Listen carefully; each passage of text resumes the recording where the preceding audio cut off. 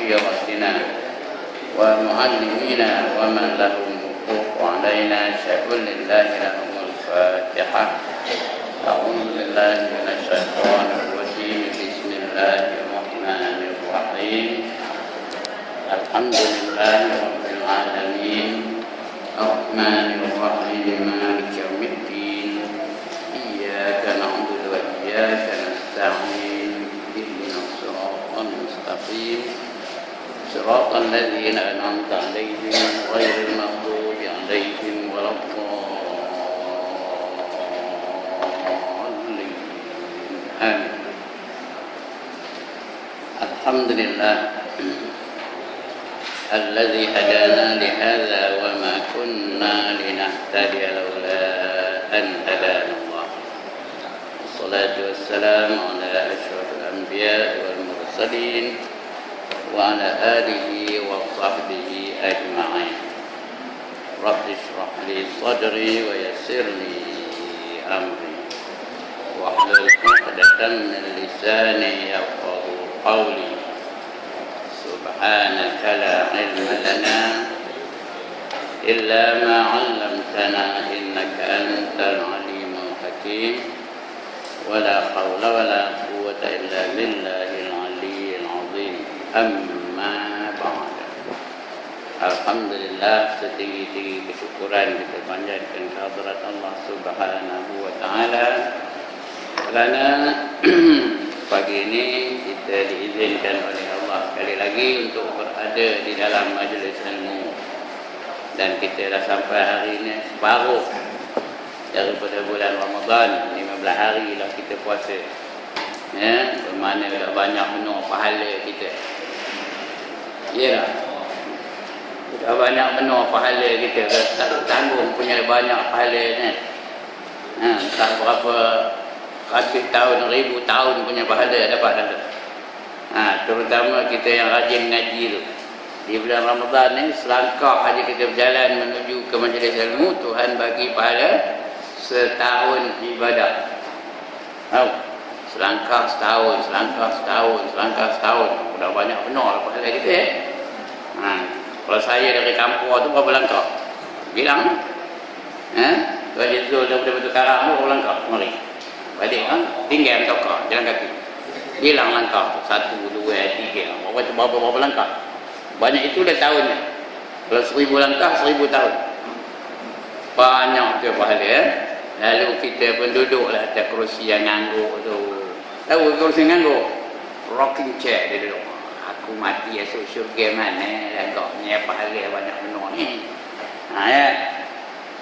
Pahala sabar lagi, pahala tak makan lagi, pahala semayang lagi, pahala tarawih lagi, pahala witir lagi.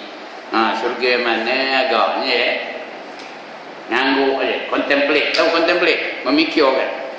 He sits on the rocking chair and contemplate. Aku mati esok syurga mana agaknya. Orang itu namanya orang apa? Orang perasan. Orang perasan tu. Perasan tu apa perasan? SS. Apa SS? Syuk sendiri. Sebab itu Allah sebut ada satu bidang dalam Islam ni, dalam kitab Allah bagi amaran, fala taghurrannakumul hayatud dunya wala yaghurrannakum billahil gharur, kata Allah. Jangan kamu tertipu daya dalam kehidupan di dunia ini, dan jangan kamu tertipu oleh unsur-unsur yang lupakan Allah, musuh-musuh Allah. Jangan kamu tertipu dengan musuh-musuh Allah itu. Kerana ada satu bab namanya bab ghurur namanya. Apa arti ghurur? Terpedaya. Ada di antara kita ni yang terpedaya dengan hasil-hasil ibadah yang kita lakukan. Tuan-tuan dan perempuan, yang terpedaya ni orang yang baik, orang yang melakukan ibadah. Kalau orang tu orang jahat, dia tak ada terpedaya.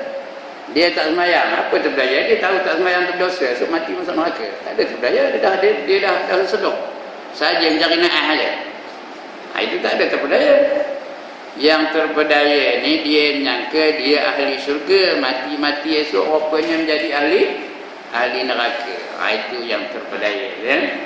Sebab itu golongan orang yang terpedaya tu kata Imam Ghazali, orang yang baik-baik aja.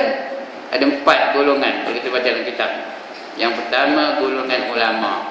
Ulama ni patutnya masuk syurga lah tanpa hisap ya, patutnya ulama. Yang kedua golongan abidin, orang yang rajin beribadat.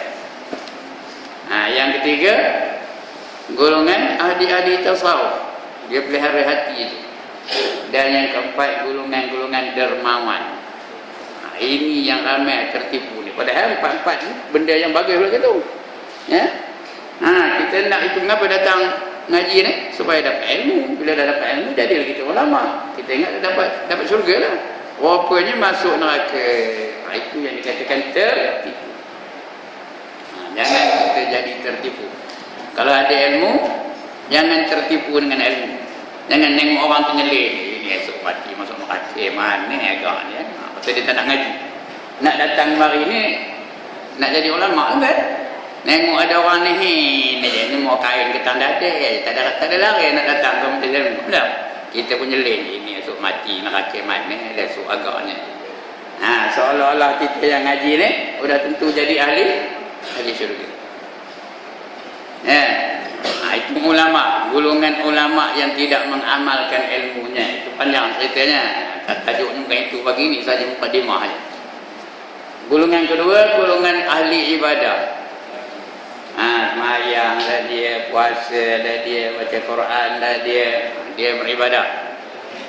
Patutnya orang beribadah masuk syurga lah. Rupanya masuk neraka. Kenapa?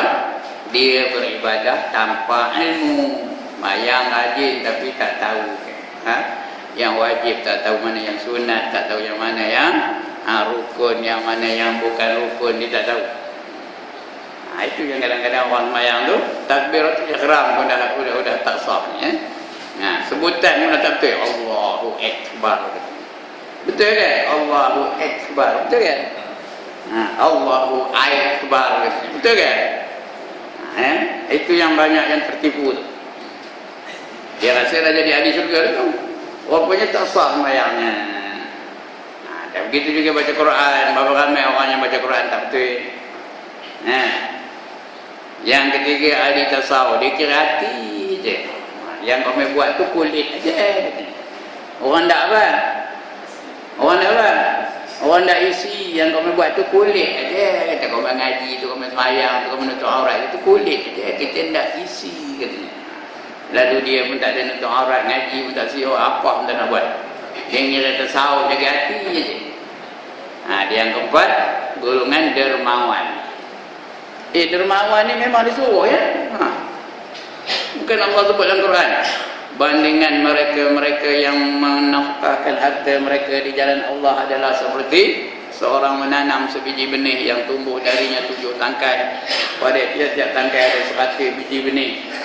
Itu selemah-lemah balasan dari Allah Subhanahu Wa Taala. Artinya kita bagi RM1, Allah balas dia berapa? RM700. Itu dermawan tu. Patutnya masuk syurga lah. Rupanya masuk neraka. Kenapa? Kerana dia menderma tu untuk nunjuk-nunjuk pada orang. Kalau ada TV3 nangkap gambar ni, baru dibaginya. Bawanya cek besar banyak ni. Ni.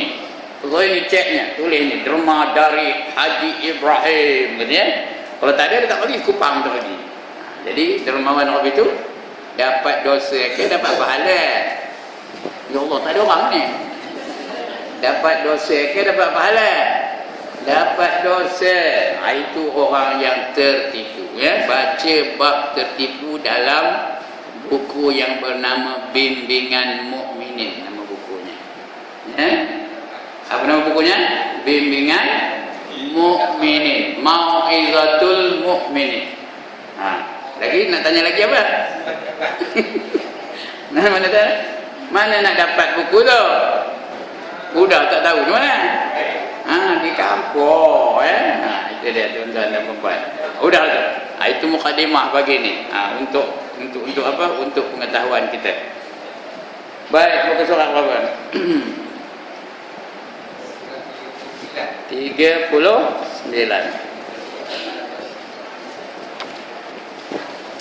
Betul?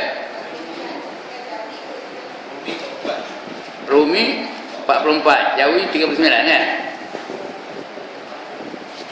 Jawi 39, ini 37, 39, alright. Faslun fi adabil khuruji ilal masjid. Faslun fi adabil khuruji ilal masjid. Faslun itu artinya fasal. Fi pada menyatakan adabi, adab-adab, bukan satu adab, banyak ya. Adabi al-khuruju, ya, keluar. Al-khuruju itu keluar, ya, al-keluar.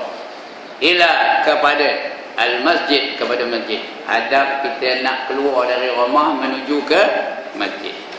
Ini banyak untuk orang lelaki lah ya. Orang perempuan bukan tak boleh pergi masjid, memang digalakkan pergi masjid dengan syarat tidak ada fitnah. Ya. Tapi orang lelaki ni dia kena di masjid. Di antara orang-orang yang dijamin dapat lindungan aras di mahsyar nanti ialah orang-orang yang hatinya tertambat kepada masjid. Hatinya tertambat kepada masjid, dia di antara 7 golongan yang dapat lindungan aras di padang mahsyar nanti. Baik, ini suatu fasal pada menyatakan adab keluar ke masjid. Maka apabila selesai engkau daripada mengambil air semayang, kita dah belajar bagaimana mengambil air semayang ya. Rukun-rukunnya, adab-adabnya dah kita belajar ya. Maka hendaklah engkau sembahyang 2 rakaat sunat wuduk. Ini jarang, saya lah jarang buat, tapi ada yang buat sekali-sekali. Tapi patutnya lepas aja ngambil wuduk, sembahyang 2 rakaat sunat wuduk. Ngapa selalu kita tak boleh nak sembahyang sunat wuduk? Kerana bangkitnya kadang-kadang orang dah bang bila nak sembahyang sunat wuduknya. Ini cerita subuh ni tau. Kita nak pergi ke masjid untuk sembahyang subuh. Jadi kalau orang dah bang baru nak bangkit, sempat ke tak sempat sembahyang sunat wuduk? Tak sempat. Nak pakai baju lagi, nak pakai seluar lagi, nak ikat soroban lagi. Tak ada sembahyang sunat wuduk tu. Sembahyang sunat wuduk tu di rumah, bukan di masjid tau. Di rumah. Yang afdalnya lah kalau nak awal nak bangunnya nak buat di masjid, boleh tak? Boleh. Tapi sembahyang sunat ni afdalnya di rumah kita. Jadi sembahyang sunat wuduk 2 rakaat ya. Nawaitu atau usalli sunnatal wudu'i. Usalli sunnatal wudu'i raka'ataini lillahi ta'ala. Sahaja aku sembahyang sunat wuduk 2 rakaat kerana Allah Ta'ala. Itu sunat wuduk. Eloklah, patutnya banyak kali, setiap kali kita sembahyang, setiap kali kita ambil wuduk, kita sembahyang sunat wuduk. Sunat wuduk ni bila-bila pun tak ada tegahan. Dia bukan macam sunat apa? Sunat tahajud tengah malam je. Sunat isyraq waktu ini aja. Sunat duha waktu macam ini aja. Tapi sunat wuduk bila-bila pun. Dia tidak ada waktu tahrim baginya. Lepas dia ambil wuduk, sembahyang. Tak ada waktu yang diharamkan bagi sembahyang sunat wuduk. Lepas asar pun boleh, lepas subuh pun boleh. Kita subuh tadi tidur pasalnya. Bangkit-bangkit ambil wuduk kerana nak sembahyang isyraq ataupun nak sembahyang duha. Boleh tak sembahyang sunat wuduk? Boleh. Dia tak ada waktu tahrim bagi dia. Kenapa? Dia ada sebab. Yang kedua, dia sembahyang dulu baru niat. Sembahyang dulu, sunat wuduk tu sembahyang dulu. Jadi tak ada waktu tahrim bagi dia. Macam tahiyatul masjid dah bila-bila pun boleh Masuk masjid sembahyang tahiyatul masjid. Sunat wuduk pun begitu juga. Ambil wuduk lepas sembahyang sunat wuduk. Atau 2 rakaat sunat subuh. Ini kalau dah tak sempat sembahyang dah sunat subuh. Kalau sunat subuh pun tak sempat, yang pakai rotan aja dah Sunat subuh pun tak sempat. Kadang-kadang subuh pun masbuk. Itu entahlah. Dia nak pengujung imam tu baru dia Allahu Akbar. Kedengar pula suara tu. Allahu Akbar dia. Dengar suara. Jadi patutnya datanglah awal-awal. Lepas tu tok guru saya pesan, kalau kita nak semayang tu, semayang wajib tu, datanglah berada di tika semayang 20 minit paling kurangnya sebelum masuk waktu. Biar kita nunggu waktu. Jangan waktu nunggu kita.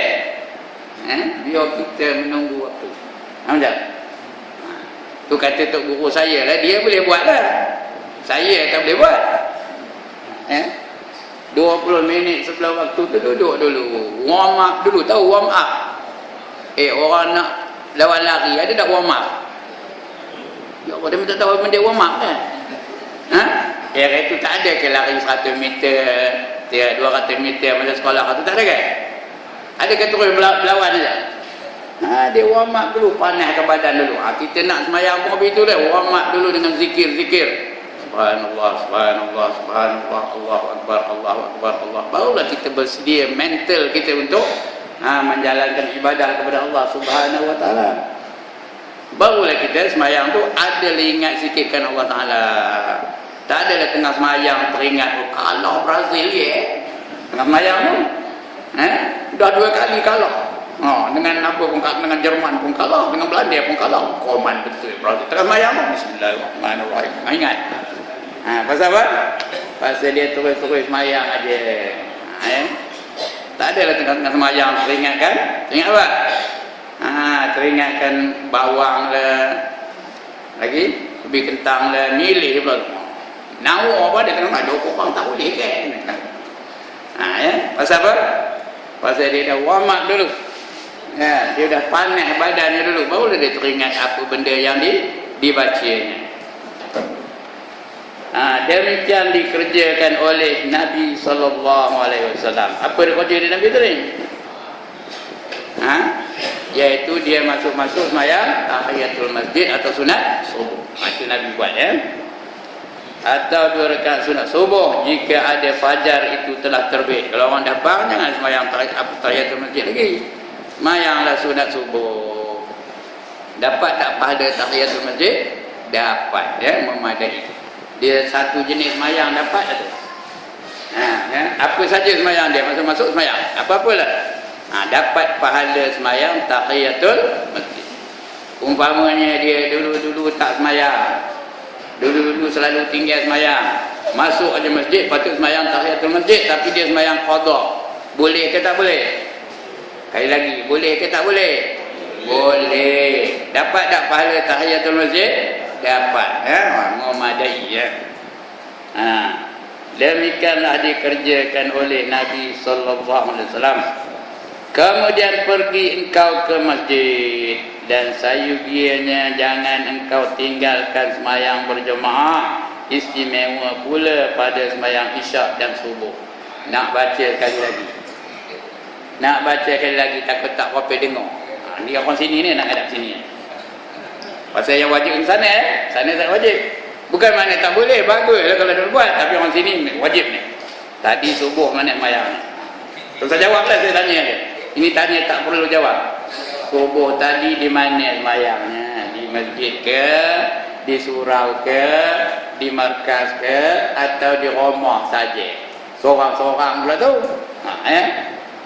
Bacakan lagi. Kemudian pergi engkau ke masjid dan sayugianya jangan engkau tinggalkan sembahyang berjemaah. Sekali lagi. Dan sayugianya. Apa kata sayugianya? Apa kata sayugianya? Very very important. Itu sayugianya. Penting. Dan sayugianya bermakna setiap kali nak sembahyang tu jangan harus seorang-seorang dia. Biar berjemaah sayugianya jangan engkau tinggalkan sembahyang berjemaah. Istimewa pula sembahyang isyak dan subuh. Isyak dengan subuh. Malam tadi isyak di mana sembahyang? Subuh tadi di mana sembahyang? Kalau seorang-seorang sembahyang di rumah, kata Nabi sembahyang itu sembahyang sesat. Dengar ke ni? Ha. Kalau pagi tadi semayang seorang-seorang di rumah subuh aja, subuh tu seorang-seorang aja, atau isyak malam tadi seorang di rumah, tak ada berjemaah pun, dengan isteri pun tidak, dengan anak-anak pun tidak, itu semayangnya semayang sesat. Walau annakum sallaitum fi buyutikum kama yusalli hadzal mutahallifu fi baitihi la taraktum sunnata nabiyikum walau taraktum sunnata nabiyikum la dhalaltum. Sekiranya kamu sengaja semayang di rumah kamu, seperti mana sahabat kita yang tak hadir pada malam ini, walaupun zaman Rasul tu ada juga tak hadir, ya, kerana mereka semayang di rumah mereka sendiri, maka kamu telah meninggalkan sunnah Nabi kamu. Maknanya Nabi Muhammad tak pernah semayang seorang-seorang di rumah. Kamu telah meninggalkan sunnah Nabi kamu. Nabi itu bila semayang mesti berjemaah. Ketika nak wafat pun Nabi itu berjemaah, tahu. Tanya waktu tu dia ambil wuduk. Ambil wuduk tu nak pergi ke masjid sana. Tapi Nabi dengan masjid tu, rumah dia dalam masjid. Dalam masjid Nabawi tu. Tiba-tiba pengsan dia. Nabi tu pengsan. Bila dia jaga, dia ambil wuduk balik. Dia suruh sahabat papa pergi ke masjid. Dia dah mayangkan belum lagi ya Rasulullah, kata sahabat. Dia pun suruh papa pergi ke masjid. Pengsan lagi, dah pengsan ambil wuduk balik. Papa lagi, begitu 4 kali pengsan, sedor, pengsan, sedor, pengsan, sedor. Ya. Akhirnya dia tak dapat jadi imam, disuruhnya Abu Bakar jadi imam. Itu dia, ya. Kenapa? Itu pentingnya semayang berjemaah bagi orang lelaki. Hukumnya fardu kifayah. Kita hari ini kalau fardu kifayah kita jual, dia biar fardu kifayah bukan fardu ain. Jadi kita biarkan saja. Jadi from now onwards, apa buat? Tahu kan mengerti from now onwards ni? Daripada sekarang sampai kata apa buat? Semayang 5 waktu tu mesti berjemaah. Wajib mesti berjemaah. Kalau tidak sesat dah. Ya, barang siapa meninggalkan sunnah Nabi kamu, maka sesatlah kamu, kata Nabi. La dhalaltum. La dhalaltum tu artinya sesat. Dan maka sesatlah kamu. Ya. Nak ke semayang sesat? Tak nak, pastikan berjemaah 5 waktu sehari semalam. Ini boleh terdapat dalam hadis Muslim. Hadis itu diriwayatkan oleh Muslim. Ada dalam buku Sahih Muslim. Dalam buku hadis Muslim tu hadis Sahih Muslim. Ya. Ada tak buku? Ada tak buku di rumah tu Sahih Muslim? Ada ke dah? Ada.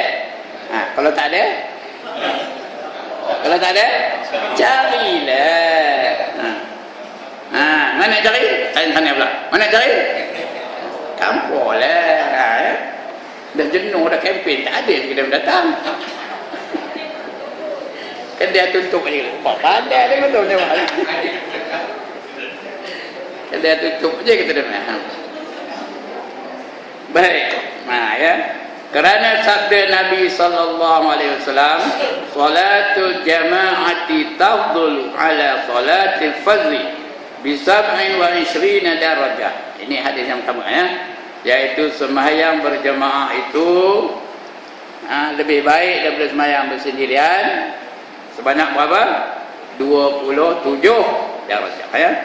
Bermula sembahyang itu ataupun sembahyang berjemaah itu terlebih afdal daripada sembahyang seorang diri dengan 27 darjat. Sini tulisnya 25, potong 5 tu. Tukar kepada 7, ya, 27 darjat. Tengok apa namanya Arabnya. Bisab'in wa isrin. Sab'in tu berapa? 7. Isrin tu 20. 20 sampai 7, 27 darjat. Bukan 25, ya, 27 darjat. Jadi eloklah sembahyang berjemaah. Orang dapat 2 rakaat je, kita dapat apa? 34 rakaat. Dapat pahala 34 rakaat. Kerana dia orang seorang-seorang tu dapat 2 rakaat aja lah kalau subuh, kalau dia sembahyang seorang. Tapi kalau berjemaah dapat 27 rakaat. Ya. Kemudian sabda Nabi lagi, dan sabda Nabi sallallahu alaihi wasallam, "Man shalla arba'ina yawman salati fi jama'atin la taghutuhu fiha takbiratul ihram kataballahu lahu bara'atum minan nifaq wa bara'atum minan nar."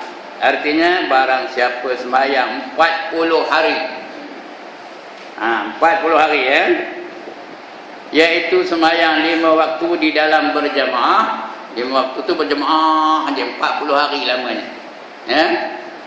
Ini sebagai permulaan, bukan lepas 40 hari itu stop lah, tidak. Sebagai latihan awalan ya. 40 hari berjamaah, tak tinggal takbiratul ihram bersama dengan imam. Artinya dia tak ada makbuk, muafiq aja. Imam takbir, dia takbir. Imam takbir, dia takbir. Tak ada pula imam dah rukuk baru dia takbir, cung lekal-lekal. Lekal-lekal rukuk. Itu namanya masbuk. Ini dah muafiq ya. Tak tinggal bersama dengan takbiratul imam tu ya, takbiratul ihram imam tu.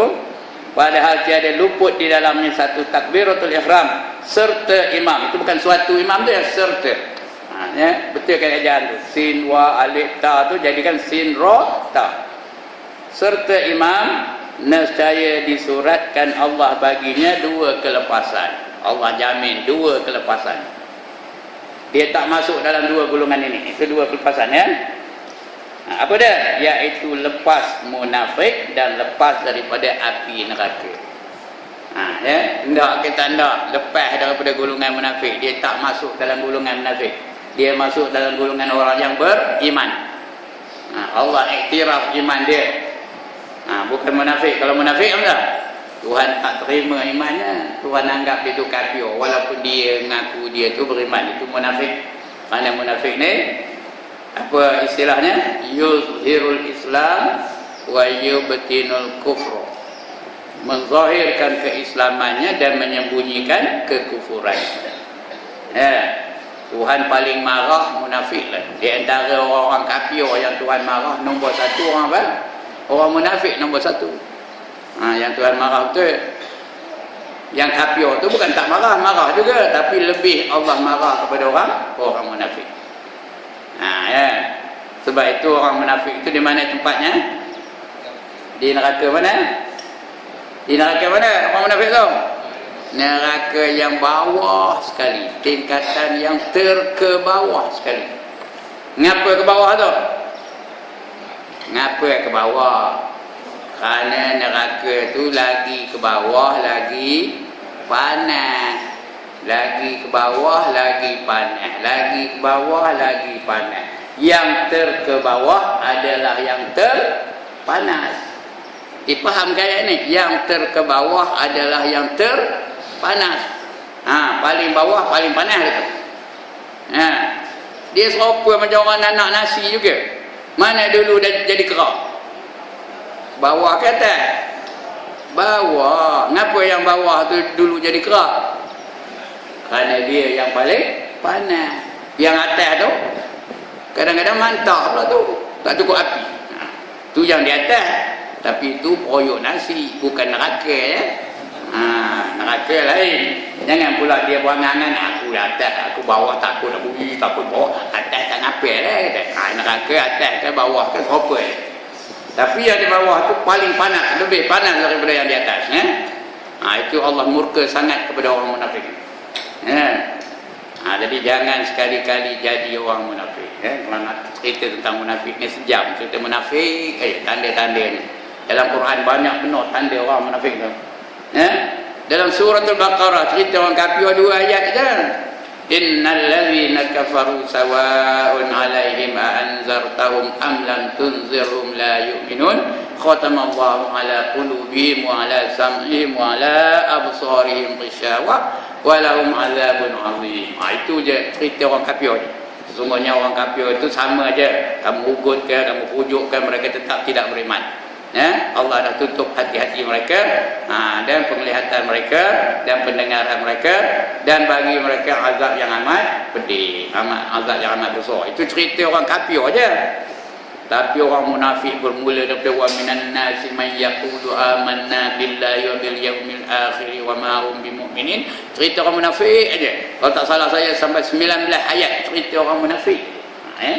Sebab itu Allah warning kita, jangan kamu cuba-cuba dekati munafik. Jangan ada dalam diri kamu ciri-ciri orang-orang munafik. Kerana Allah sangat marah kepada orang munafik.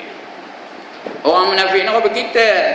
Kejabah, hitam macam jabahnya. Mudah-mudahan bukanlah ya. Hitam macam jabahnya, bersorban dah dia, semayang dah dia, berwirid dah dia, zikir dah dia. Ya? Kalau dia tahlil bergoyor menusah ni tau. Sampai terandak-terandak Kongo. Sampai dia apa? Tapi rupanya dia bukan nak memperjuangkan Islam, dia nak meruntuhkan. Itu orang munafik. Banyak penuh tanda yang lain ni, hadis pun banyak. Kita cerita munafik lain kali lah, lain masa. Baik, itu dia. Barang siapa sembahyang berjemaah 40 hari, jangan tinggal takbiratul ihram bersama dengan imam, dia lepas daripada sifat munafik. Yang kedua, dia lepas daripada api neraka. Neraka ada berapa Allah sediakan? Kali lagi, neraka ada berapa Allah sediakan? 7. Neraka Jahannam, neraka Jahim, neraka Hutamah, neraka Hawiyah, neraka Saqar, neraka Sa'ir, neraka Lahzah. Itu 7. Yang mana ndak? Cek apa? Yang mana ndak antara 7 neraka? Ndak lepas neraka? Kalau ndak lepas neraka, macam mana buat? Anak tanya orang sini lah. Sini tak ada anak sini. Kalau ndak lepas neraka, macam mana buat? Allah diam namanya. Kalau nak lepas neraka, macam mana buat? Jangan tinggalkan sembahyang berjamaah. Berapa lama? 40 hari 40 malam. 40 hari 40 malam. Jangan tinggal berjamaah. Satu waktu pun jangan tinggal. Nanti lepaslah. Ini apa? Ini hadis dari Nabi SAW. Jaminan dari Nabi. Itu yang orang tabligh tu, dia keluar sampai 40 hari itu. Kenapa? Untuk dapat fadilat inilah. Dia pergi masjid ini 40 hari mereka sembahyang berjemaah. Kalau dia tak keluar di rumah, tak tentu ada je yang tak boleh datang. Sakit badan dah, sakit kepala dah. Lagi apa? Lagi apa? Tuknya bersunat lah, opahnya naik buah lah, macam-macam tak boleh datang. Tapi kalau mereka keluar malam, program tu dah siap. Itu sebab mereka tu 40 hari 40 malam. 40. Keluar, mari kita keluar 40 hari. Itu tujuan ini lah ni. Saya ni bukan orang tabligh, janganlah nyolak mata dengan saya. Saya bukan orang tabligh, tapi kebaikan tu kita cerita kebaikan. Kemudian mana kita? Nescaya disuratkan Allah baginya 2 kelepasan, iaitu lepas munafik dan lepas daripada api neraka. Api neraka ni berapa kali ganda kuatnya daripada api dunia? Api neraka ni berapa kali ganda kuatnya daripada api dunia? 70 kali ganda. Tahu? 70 kali ganda daripada kekuatan sekuat-kuat api dunia. Api dunia ni kuat tidak? Siapa lalu noh yang kata? Api dunia ni. Api rokok je lah noh ni. Tapi api neraka tu 70 kali ganda lebih kuat daripada api dunia. Tahu? Kerana api neraka ni Allah nyalakan selama 3,000 tahun. 3,000 tahun Allah nyalakan yang ada sekarang ni. Ya. Mula-mula dinyalakannya warnanya merah. Api tu merah. Lepas tu dinaikkan sikit meternya tu. Udah bertukar jadi putih. Sudah kuat tu jadi putih api tu. Lepas tu 1,000 tahun tu merah tadi 1,000 tahun. Dah cukup 1,000 tahun dia tukar balik. 1,000 tahun lagi warna putih. Lepas tu upkan lagi dia punya kekuatan. Dah jadi hitam. sekarang ni api neraka tu hitam. Cahayanya tak ada. Bahangnya ada. Itu api neraka sekarang ya. Jadi janganlah kita berani-berani dengan neraka. Ada orang berani tu lantak lah, kalau tak ada aku siapa yang masuk neraka. Berani betul ya. Teror betul. Jangan kita jadi orang itu. Kemudian sabda Nabi lagi, man shallal isya'a fi jama'atin wa ka'annama shalla nisfal lail wa man shalla subha fi jama'atin fa ka'annama shalla laila kullah. Artinya barang siapa sembahyang isyak berjamaah, maka seolah-olah ia berbuat ibadat setengah malam, separuh malam kalau dia boleh sembahyang isyak berjamaah. Ya, macam dia bangkit pukul 12 malam, terus sembahyang tahajud, sembahyang tasbih, sembahyang hajat, apa sajalah. Baca Quran dan makanya separuh malam dia tidur dulu. Macam dia beribadat kepada Allah separuh malam. Sedangkan dia tak ada buat ibadah pun. Apa pun tak ada buatnya. Yang dia buatnya apa? Meroluh saja dia buatnya. Itu meroluh. Tapi macam-macam macam apa? Macam dia beribadah separuh malam. Ndak ke tak ndak? Ndak ke tak ndak? Atas isyak malam mana bayangnya? Ya, macam separuh malam. Ini lagi best ya ni. Tengok. Ya, wa man shalla subha, siapa sembahyang subuh fi jama'atin berjamaah fa ka'annama shalla laila kullah. Barang siapa sembahyang subuh berjamaah, seolah-olah dia beribadat sepanjang malam. Throughout the whole night dia tak ada buat kerja lain, beribadah aja. Dapat pahala sembahyang, dapat pahala baca Quran, dapat pahala wirid, dapat pahala zikir, dapat pahala i'tikaf, macam-macam pahala ni sepanjang malam. Sedangkan apa dia buatnya? Menengkok aja, punya dah tengkok ya. Buih-buih hai dia basinya. Tapi dia sembahyang subuh berjemaah. Macam dapat apa? Macam dapat beribadah sepanjang malam. Pagi ni dapat tak? Tak payah jawab lah. Pagi ni dapat tak seolah-olah sembahyang beribadah sepanjang malam? Today ni subuh, kalau bulan puasa pun tak dapat, ada yang berat penuh lah. Kalau bulan Ramadan pun tak dapat pahala berjemaah, cukup berat penuh lah. Action aja lah dia tu mengaku orang Islam, tapi sebenarnya tak menghayati yang disuruh oleh Allah dan Rasul. Bulan puasa ni apa ada halangannya? Kita bangkit sahur tu, lepas sahur tu jangan tidur. Jangan bom lepas sahur tu. Paling kurangnya sembahyang 2 rakaat. Tak boleh pun tak apalah. Tapi jangan miss sembahyang berjamaah. Jangan malas. Untuk kau ada motor ada, kalau hujan payung ada, apa halangannya? Setan pun dah tak ada. Bulan puasa ni ada setan tak? Ada ke tak ada? Tak ada. Ke mana? Setan ke mana? Udah kena ISA. Sebulan lamanya. Di mana? Ada di Kemunting tu. Tak boleh mau tengok. Lambai-lambai aja dia. Tapi mengapa dia malas juga? Pasal apa culas juga? Padahal setan dah tak ada. Apa tak? Pasal apa culas juga? Kerana ada lagi satu musuh kita ni. Namanya apa? Hawa nafsu. Hawa nafsu ni lah yang menyebabkan kita malas aja buat kebaikan, malas aja beribadat, seronok dengan maksiat. Itu hawa nafsu. Kerana dia sebelum dia ditangkap, setan tu sebelum dia belenggu, dia berpesan dengan hawa nafsu. My dear friend, I shall be gone for 1 month. Faham ke ni?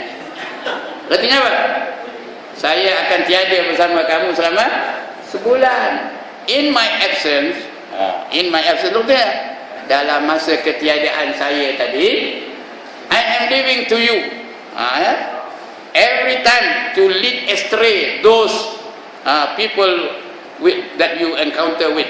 Kena faham sikit lah. Aku akan tinggalkan kamu bersama dengan orang-orang yang kamu bersama dengan dia. Pasal semua orang ada nafsu, ada tak? Siapa tak ada nafsu angkat tangan? Semua orang ada nafsu. Ya, I'm leaving to you to lead them astray so that they will remember God, so that they will worship God. Itu yang malah aja rasa nak ngaji, malah aja rasa nak semayang, malah aja rasa nak beribadat, malah aja rasa nak baca Quran. Siapa yang nak menghalangnya? Hawa nafsu. Tambah kalau nafsu itu peringkat pertama. Ada tingkat-tingkat nafsu ni tahu. Yang pertama namanya nafsu apa? Nafsu apa? Ya Allah. Ada orang ni. Yang pertama nafsu apa? Amarah namanya, nafsu amarah. Yang kedua nafsu lawamah. Lawamah. Yang ketiga nafsu mulhimah. Mul ya, bukan mulhimah. Jangan muhimmah. Muhimmah nama kita. Ini mulhimah. Yang keempat mutmainnah. Mutmainnah. Yang kelima radiyah. Ya, radiyah. Ada tak orang nama radiyah ni? Itu nafsu tu, nama nafsu tu tau. Yang keenam mardiyah. Mardiyah. Yang ketujuh kamilah. Ada orang nama kamilah? Kamal. Ada kamal ni? Itu nafsu lah tu, nama nafsu tu. Kamilah. Kalau dia peringkat amarah, dia tak ada kerja lain, nak buat jahat saja. Kerana Allah khabar itu, innan nafsa la'ammaratun bisu'. Sesungguhnya nafsu amarah itu sentiasa mengajak kepada kejahatan. Bangkit aja dari tidur, siapa nak aku bakar ni? Itu nafsu amarah tu. Bangkit aja dari tidur, tayang kau siapa nak aku cucuk lepas ini gitu ya. Dia kira nak buat jahat aja, nak nanya orang aja, itu nafsu amarah. Ya. Sebab itu tuan-tuan dan puan-puan, ya, innan nafsa la'ammaratun bisu'. Itu dalam surah apa? Dalam surah apa? Kuis perdana pagi ni. Dalam surah apa? Ya Allah, dalam surah Yusuf. Ngapa dalam surah Yusuf? Kerana ada cerita di situ. Cerita Nabi Yusuf cuba digoda oleh mak angkatnya yang bernama Siti Zulaikha. Orang Melayu Zulaikha, tak betul tu, Zulaikha. Ya. Jangan kita anggap Zulaikha tu perempuan murahan. Dia bukan perempuan jahat, dia perempuan murah, dia tu perempuan solehah. Zulaikha tu wanita yang paling cantik dalam dunia dulu, kini dan selama-lamanya, namanya Siti Zulaikha lah. Sebab tu ahli-ahli syurga ni ahli syurga belakang ni. Ya ke tak? Ahli syurga belakang ni, ya tak? Tidak. Ya ke tak? Ya lah tu. Jangan kat aku tak merasa lah, tak merasa lah tu. Ini dia esok ni, dah jadi ahli syurga besok. Semuanya secantik macam Siti Zulaikha. Bukan rupa Siti Zulaikha. Kalau rupa mana nak kenal yang ni Timah, yang ni Munah, yang ni Endun, yang ni Zainab, tak ada, tak ingat. Tak kenal. Ya. Endun apa Endun lah, Munah apa Munah lah, Timah apa Timah lah. Tapi secantik Siti Zulaikha. Yang dema ni, kalau masuk syurga esok, secantik apa? Nabi Yusuf. Secantik Nabi Yusuf. Kalau menjadi ahli syurga lah. Bukan rupa Nabi Yusuf ya, secantik Nabi Yusuf. Kalau rupa semua rupa Nabi Yusuf lah, bagaimana nak kenal yang ni Tuan Zul, yang ni apa namanya Imam Zul sana, ni mana kenal lagi? Ya, yang ni cikgu, mana nak kenal? Ya, serupa aja. Itu baru ia bertukar pasangan dah. Benda serupa aja. Haji Ibrahim pun Haji Ibrahim lah. Tapi secantik Nabi Yusuf. Itu dia cuba goda Nabi Yusuf tu. Dalam Quran disebut wa ghallaqatil abwaba wa qalat haytalak. Dia mengunci pintu dari dalam lalu berkata, Yusuf mari sini. Haytalak tu marilah cop. Marilah sini. Lebih kurang pintu lagak ni lah. Tak ada saya dengar. Dalam Quran ada sebut betul ya. Haytalak. Haytalak tu panggilan yang sangat menggiurkan. Panggilan yang sangat apa? Yang sangat apa gelar tak? Yang sangat sangat manja lah. Tak ada lelaki yang tahan apa dengan panggilan seperti itu. Kalau kita ada dipanggil, oi, pelantin soban tau. Haistalah, kata itu bahasa Arab ya. Tapi Nabi Yusuf maklum dan Nabi dan Rasul ya, dia lebih takutkan Allah daripada kepeluang keemasan untuk melakukan maksiat dengan Siti Zulaikha. Dia terus lari. Kalau kita entahlah. Siapa agak kalau uji macam itu dia lari, jangan tangan. Nak tengok ada tak? Ya. Tapi Nabi Yusuf lari tahu. Pasal dia Nabi dan Rasul. Kita ni tak ada siapa yang siur, itu sebab boleh cakap. Lari dikejar ni Zulaikha dari belakang. Tarik je bajunya. Wah, koyak baju Nabi Yusuf tu, tahu? Koyak. Sedangkan baju Nabi Yusuf tu baju perak kan? Nabi Yusuf tu siapa? Anak angkat Perdana Menteri. Perdana Menteri dia panggil Al-Aziz. Tu jawatan tu bukan nama orang ya, Al-Aziz.